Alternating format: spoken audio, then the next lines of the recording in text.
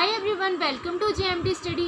तो फ्रेंड्स, मैंने कल यहाँ पे ये वाला टॉपिक करवा दिया था फिजिकल नेचर ऑफ मैटर में, matter is made up of particles. तो आज मैं सेकंड टॉपिक से स्टार्ट कर रही हूँ। इसकी एक्टिविटी भी करवा दी थी जो कि आपको पीछे दिख रही है। तो आज मैं इस टॉपिक से स्टार्ट कर रही हूँ, how small are these particles of matter, कि ये पार्टिकल्स ऑफ मैटर असल में कितने स्मॉल होते हैं। तो सबसे पहले मैं एक एक्टिविटी परफॉर्म करेंगे जिससे हमें पता चलेगा। तो अगर आपके पास बुक है तो आप साथ साथ मेरे साथ ये एक्टिविटी पढ़िए। Take 2 to 3 crystals of potassium permanganate and dissolve them in 100 ml of water।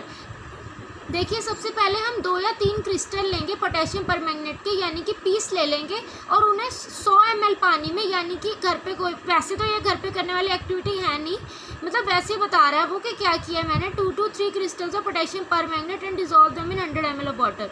Potassium permanganate के 2 या 3 क्रिस्टल ले लेंगे, उसे 100 ml ऑफ वाटर में डिजॉल्व करेंगे। तो अब क्या करेंगे, अप्रॉक्सीमेटली 10 ml इस सॉल्यूशन में से, यानी कि 100 ml ऑफ वाटर जो था उसमें से 10 ml जो है निकाल के दूसरे 90 ml ऑफ क्लियर वाटर में डाल देंगे। यानी कि देखिए, सीधी सी एक्टिविटी है। सबसे पहले क्या करेंगे कि सबसे पहले क्या करेंगे कि जो पानी है, यानी कि 100 ml पानी लेंगे, उसके अंदर 2-3 क्रिस्टल डाल देंगे पोटेशियम परमैंगनेट के। फिर उस पानी में से 10 ml यानी 10 ml ऑफ सोल्यूशन जो है, यानी कि जो पोटेशियम परमैंगनेट डिजॉल्व करने के बाद जो सोल्यूशन है उसको निकाल लेंगे, और एक 90 ml, अब 100 ml में नहीं डालेंगे, 90 ml ऑफ क्लियर वाटर में जिसके अंदर पोटेशियम परमैंगनेट नहीं है।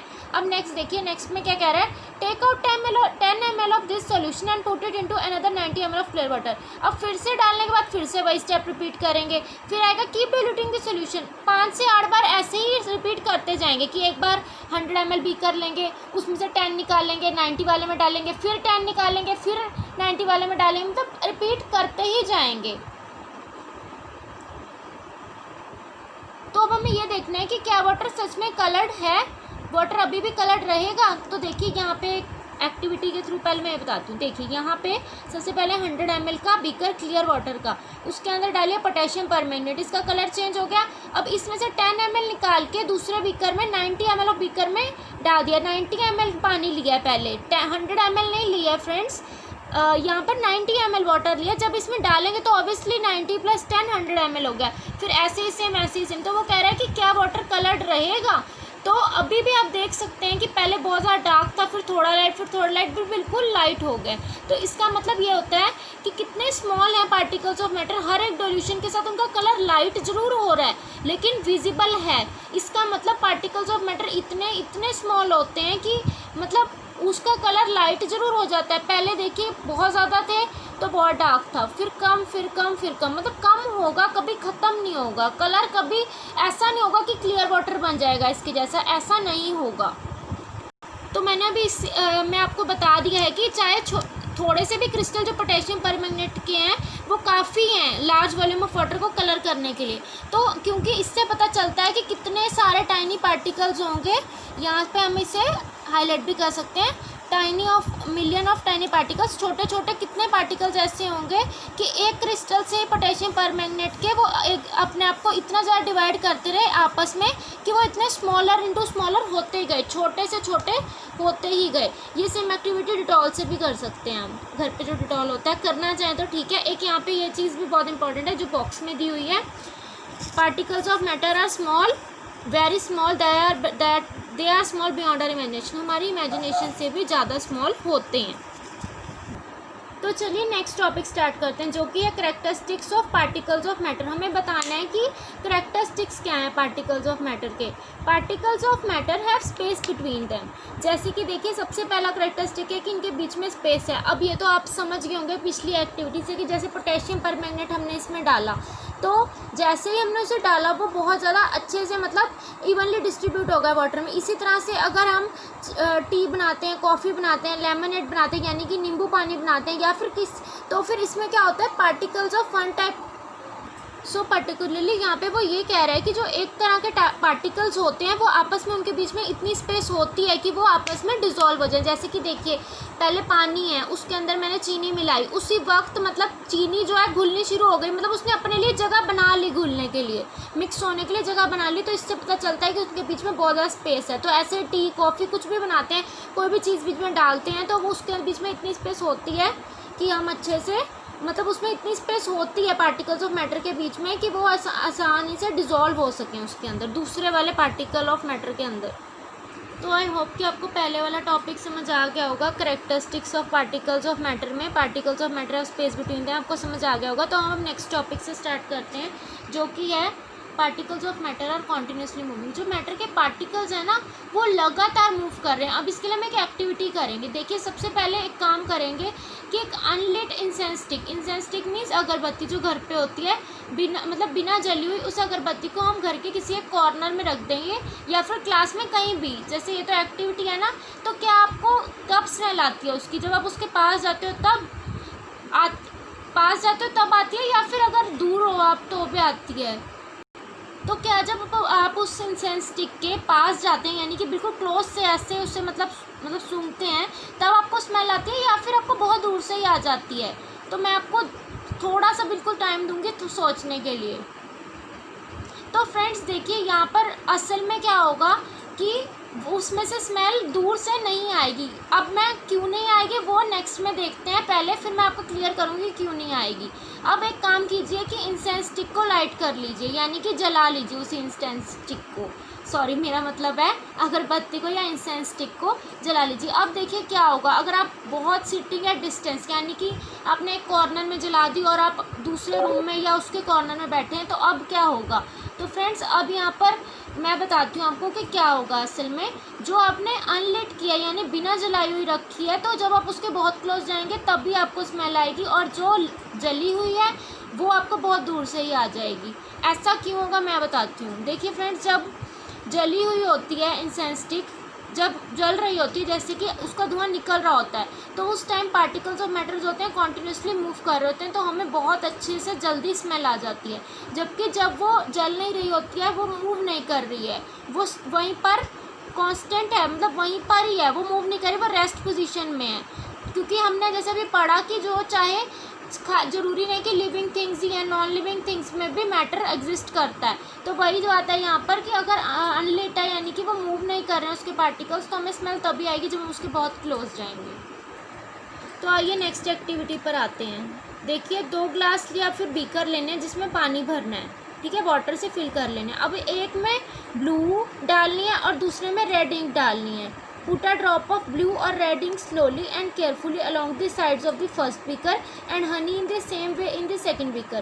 पहले वाले बीकर के अंदर 2 ग्लास या बीकर लेने हैं। पहले वाले बीकर के अंदर जो है वो ब्लू कलर की ड्रॉप डालनी है या फिर रेड इंक की, ब्लू इंक या रेड इंक की ड्रॉप डालनी है स्लोली और carefully along the side of the first beaker. बहुत आराम से फर्स्ट बीकर जो है उसके साइड में, जैसे कि ये देखिए, मैं यहाँ पे छोटा सा बना के दिखाती हूँ। ये है हमारा बीकर या कोई भी ग्लास, और इसके साइड में यहाँ डालनी है, ये रेड ड्रॉप होगी, ठीक है, रेड इंक होगी। यहाँ हमने इसको साइड पे ऐसे डाल दिया। वो कह रहा है ना कि along the sides of the first beaker, यहाँ पे भी डाल देंगे, साइड तो ये भी है ना, ठीक है। तो रेड बीकर, अपनी मर्जी है, ब्लू डालिए या रेड डालिए। तो अब कहता है सेकंड पे क्या करना है, हनी डालनी है, same way in the second beaker, honey यानी कि शहद डालनी है दूसरे ग्लास में। अब leave them undisturbed in your house और in a corner of the class, उसे बिना कुछ किए ही ऐसे ही छोड़ देना है अपने घर में या फिर क्लास के कॉर्नर में, और अपनी ऑब्जर्वेशन को रिकॉर्ड करना है। What do you observe immediately after adding a drop of honey? तो आपने क्या ऑब्जर्व किया जब जैसे ही आपने हनी की ड्रॉप डाली, और आपने क्या ऑब्जर्व किया जब आपने इंक ड्रॉप डाली? देखिए फ्रेंड्स, जब हम इंक की ड्रॉप डालेंगे, जब हम सब इंक की ड्रॉप डालेंगे या फिर अगर आप करके देखते हैं तो उसी टाइम डिज़ोल्व हो जाएगी, लेकिन हनी की ड्रॉप को टाइम लग जाएगा। इंक की ड्रॉप जल्दी क्यों डिज़ोल्व हुई है?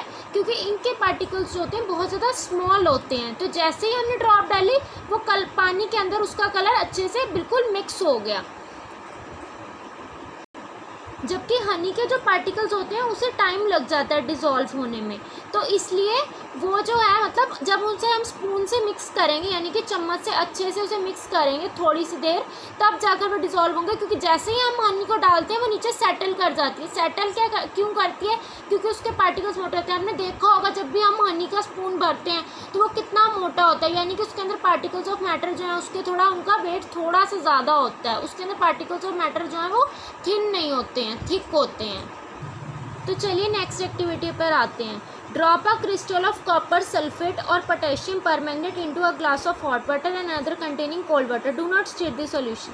वो कह रहा है कि अब या तो आप कॉपर सल्फेट का ड्रॉप ले लीजिए या फिर पोटेशियम परमैंगनेट की, जैसे हमने वहाँ ली, लेकिन इस बार क्या करना है, हॉट वाटर में लेनी है एक और दूसरी कोल्ड वाटर में, और उसे बिल्कुल मिक्स नहीं करना है। क्रिस्टल्स को सेटल होने देना है आराम से बॉटम पे, जैसे यहाँ पर बॉटम में सेटल हो गया था हनी ऊपर वाली एक्टिविटी में, ऐसे ही यहाँ पर हमें बिना मिक्स किए उसे सेटल होने देना है। What do you observe just above the solid crystal in the glass.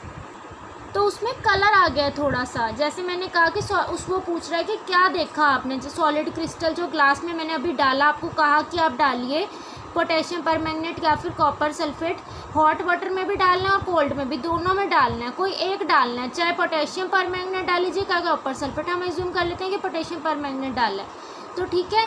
तो मैंने यही बता रही थी मैं आपको कि आपने क्या ऑब्जर्व किया। तो पता क्या होगा, जैसे ही देखिए बीकर के अंदर, ये देखिए मैं यहाँ पे बना के दिखाती हूँ, ये बीकर हो गया, बीकर के अंदर जैसे ही डाला मैंने क्रिस्टल, तो क्रिस्टल ना यहाँ पे सेटल कर गया एट दी बॉटम, और उसके अंदर अब क्या होगा, पानी था, हॉट वाटर जिसमें था, ये हॉट वाटर वाला हो गया, और ये वाला हो गया कोल्ड वाटर का, ठंडे पानी का हो गया, इसके अंदर भी डाल दिया। अब वो कह रहा है कि अब जैसे आपने देखा था कि उन्होंने कहा था कि इसे स्टिर नहीं करना, यानी हिलाना नहीं है और फिर देखना है, तो जैसे ही वो सेटल होगा हॉट वाटर में तो कलर हो जाएगा, उसमें कलर आ जाएगा, बट कोल्ड वाटर के अंदर कलर आने में थोड़ा टाइम लगेगा, एकदम से कलर नहीं आएगा कोल्ड वाटर में। और इसी तरीके से वो फिर नेक्स्ट पूछ रहा है कि आपको क्या पता चलता है इससे कि सॉलिड और लिक्विड के पार्टिकल्स कैसे हैं। तो ऊपर वाली एक्टिविटी के अंदर तो लिक्विड था, जो ब्लू और रेड इंक थी उसमें लिक्विड था, और हनी जो थी वो सॉलिड थी थोड़ी सी, लेकिन क्रिस्टल जो है वो तो बिल्कुल ही सॉलिड हो गया। तो वो कहता है कि इसके अंदर हमें ये सजेस्ट होता है कि जो सॉलिड के पार्टिकल्स होते हैं उन्हें मिक्स होने में टाइम लगता है, ठीक है। पार्टिकल्स ऑफ सॉलिड जो होते हैं वो हार्ड होते हैं, मतलब हार्ड होता है उनका, और लिक्विड जो होता है वो बिल्कुल पानी जैसा पतला थिन होता है। तो ये उनके तो इसलिए लिक्विड के पार्टिकल्स जो हैं वो भी सॉफ्ट होंगे, जल्दी मिक्स हो जाएंगे, और सॉलिड के थोड़ा टाइम लेंगे। और रेट ऑफ टाइम, आप क्या सोचते हैं कि क्या मिक्सिंग करने से रेट ऑफ मिक्सिंग चेंज होगी टेम्परेचर के साथ? आप खुद सोचिए वाई एंड हाउ। देखिए इसमें क्या होगा कि रेट ऑफ मिक्सिंग चेंज होगी टेम्परेचर के साथ। अब क्यों होगी? वो इसलिए होगी क्योंकि जैसे ही बिकॉज ऑफ काइनेटिक एनर्जी। अब देखिए यहाँ ऊपर वाली एक्टिविटीज़ में भी सब में काइनेटिक एनर्जी, मैं आपको बताती हूँ, पहले ये वाली देखते हैं। तो वो ये कह रहा था कि वाई एंड हाउ, कि क्यों होता है और कैसे होता है। काइनेटिक एनर्जी की वजह से होता है। देखिए मिक्सिंग, जैसे अगर हॉट वाटर में डाला तो एकदम से मिक्स हो गया, चाहे एकदम से नहीं हुआ क्योंकि सॉलिड है, बट फिर भी मिक्स हो गया। पर कोल्ड वाटर में काफ़ी टाइम लगेगा सॉलिड मिक्स होने में, उसका थोड़ा सा कलर आने में काफ़ी टाइम लगेगा, क्योंकि जब जो चीज़ है, यानी कि जैसे हॉट वाटर है, गर्म होता है पानी, तो उसमें जो पार्टिकल्स ऑफ मैटर होते हैं बहुत जल्दी जल्दी मूव कर रहे होते हैं, और जो कोल्ड वाटर होता है उसमें बहुत स्लो हो जाते हैं, तो इसलिए ऐसा होता है। तो जैसे कि मैंने आपको बताया कि ऊपर वाली एक्टिविटीज़ में भी काइनेटिक एनर्जी थी। अब वही बात आ गई कि जैसे ही लाइट की तो उसमें क्या हुआ, गर्मी आ गई। जैसे हॉट वाटर है, गर्म है, ऐसे ही इंसेंस स्टिक भी गर्म होती है, आप उसे टच करते हैं कैसे हाथ जल जाता है। तो इसलिए पार्टिकल्स ऑफ मैटर इसमें फास्ट मूव कर रहे थे, जबकि जब वो नहीं जली हुई थी तो स्लो, बहुत स्लो मूव कर रहे थे। तो इसलिए काइनेटिक एनर्जी, और इसके अंदर भी काइनेटिक एनर्जी है। अब इसके अंदर काइनेटिक एनर्जी कैसे है कि आपने वाटर से भरे बीकर लिए थे, अब हनी जो है उसके अंदर पार्टिकल्स ऑफ मैटर जो होते हैं थोड़े से सॉलिड होते हैं, थोड़ा सा उन्हें ज़्यादा टाइम लग जाता है, जबकि जो दूसरा होता है वो जल्दी हो जाते हैं। तो जैसे मैंने बताया कि जैसे टेम्परेचर राइज होता है तो पार्टिकल्स फास्टर मूव होने लगते हैं, तो ये क्यों होता है? काइनेटिक एनर्जी की वजह से। तो जैसे ही टेम्परेचर में इंक्रीज़ होता है, काइनेटिक एनर्जी भी पार्टिकल्स की इंक्रीज़ हो जाती है।